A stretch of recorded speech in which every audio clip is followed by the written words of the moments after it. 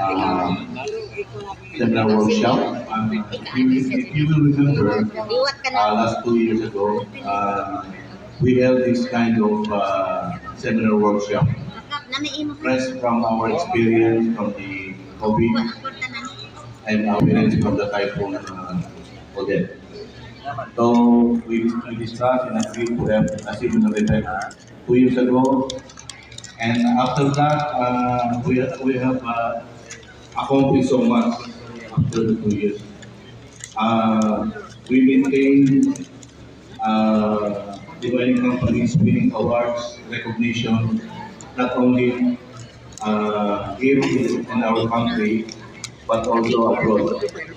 Yung mga mining companies natin became recipients of national and international recognition. We maintain majority of our mining companies